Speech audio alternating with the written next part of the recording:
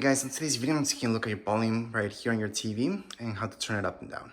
Well, if you press here, you're gonna mute it. So just by pressing this, I'm gonna mute it or unmute it. So right now if I look at my TV, you press there, it's gonna mute. So you guys can see it's muted.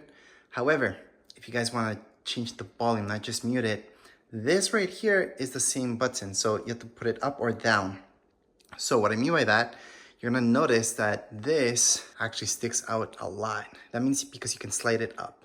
Kind of slide it up, that will turn up the volume. So we're putting up the volume at its max. Or if you wanna bring it down, again on your controller, just kind of push this thing down. So push it down, and it's gonna bring down the volume of your TV. So again, on my controller, it's just by bringing this up or down. So that's what you guys can do with this, and that's why it does that. The same thing goes here. This actually goes up and down as well.